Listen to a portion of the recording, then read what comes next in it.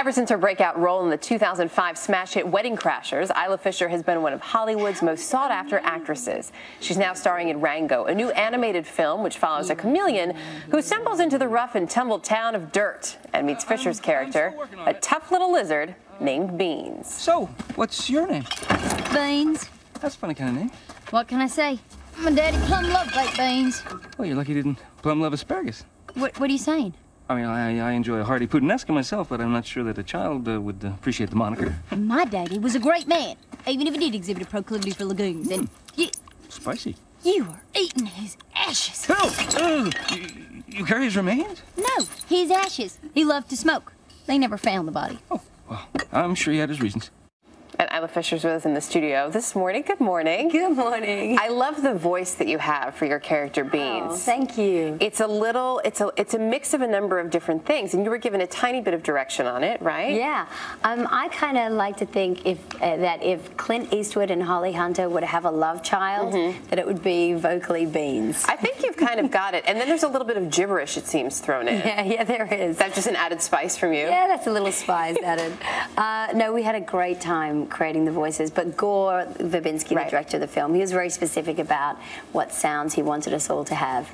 I like it. I mean, it definitely makes you sit up and you definitely take notice as you watch.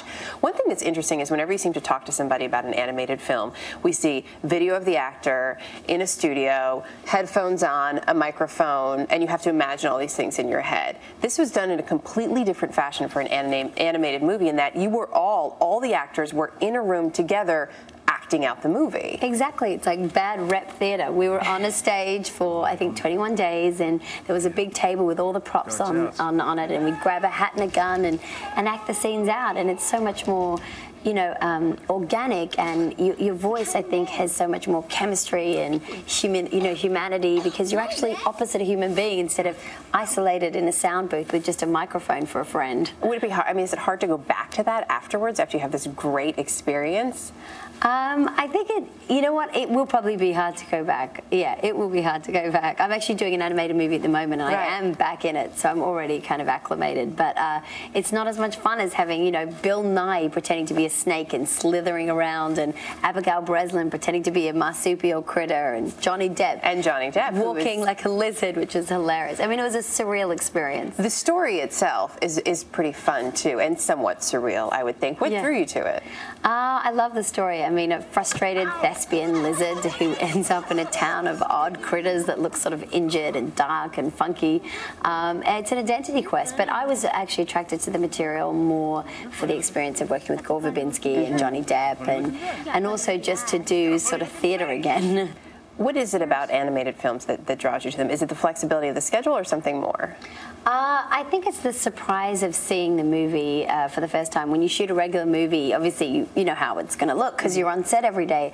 But an animated film, you sit in a darkened theater and you have the same experience as a regular moviegoer, and you're not, you know, watching your face on a 12-foot screen thinking, wow, is that really my nostril? Instead, you're thinking, wow, here's this cool lizard, and this is an amazing world that's been created, you know, by these incredibly imaginative guys. So. Industrial Light and Magic did the animation for this one. Yes. Right? Yeah. Oh, and they're just, I mean, what a talented group of people. I know. The critters look real. They look three-dimensional. The little fur. Yeah, the skin is amazing on them. Did you get to have any input, though? Because as you guys are all sitting there, and you're doing this much more like a theatrical production than a traditional animated movie, was there ever a point where you said, you know, I would imagine that my character actually looks a little bit like this? No, but I did. They did. One of the animators did joke that I deserved an animated credit because apparently I came in and complained. I didn't remember this, but I complained that my lizard didn't have any breasts. Oh.